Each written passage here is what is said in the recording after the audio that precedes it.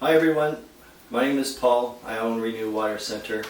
We're doing a series of videos to give you an indication of what we do, what we're here for, and what we can do for a customer. Yeah, so we're going to do a little segment here on Nova Scotia Water Facts 101. We get a lot of questions every day about water in Nova Scotia and what the effects of different contaminants are and so on, so I figured I'd do a portion of the video on this.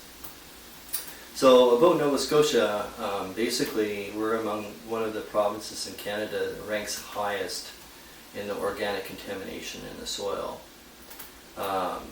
When it comes to contamination, you can group the contaminants into primary categories. One being unacceptable for human consumption and the other one about aesthetic objective. And that just means about how it affects the household in terms of staining and other chores that go along with having bad water. So regarding acceptable contamination, or unacceptable, contamination, that would be harmful to your health and require some sort of water treatment, and so there's a number of categories that we'll talk about. The first one is in regards to microorganisms, primarily bacteria. They can have detrimental effects on humans and animals and basically be a threat to life or health. The two primary ones that come up are coliform and E. coli, and that's just a form of bacteria. Coliform isn't really likely to cause an illness, but their presence can attract other harmful microorganisms. So the next form of bacteria that's common in Nova Scotia, in the water, in wells and rivers and streams and so on, is the only member of bacteria that's found in intestines of mammals, including humans.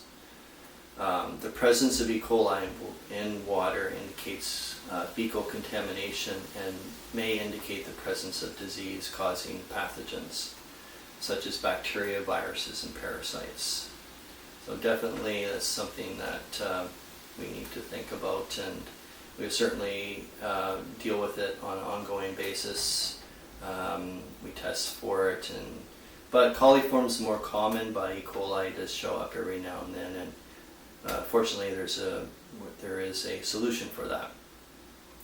Some of the other natural occurring things are in water is arsenic and uranium. And it's also regarding arsenic, for example, it is cancer causing and can be associated with a range of adverse health effects.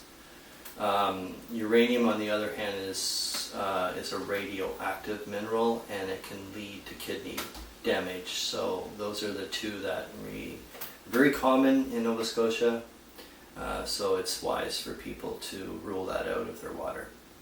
Another one that came up recently that's been an issue in terms of the aesthetic value of water, but it also has been elevated as a health hazard as well, and that's manganese. Manganese has been linked to neurological degeneration in children, so the level of concern is getting higher now.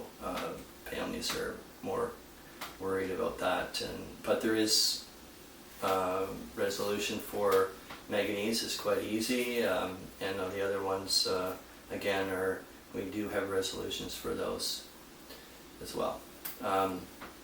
Last one on the list, which is common, especially in farming area, is nitrates. And nitrates are also not great for your health, but they can, on some other hands, it's not a health hazard on very low quality quantities, but it can lead to cancer, and also it can affect our ability to utilize oxygen in our bodies.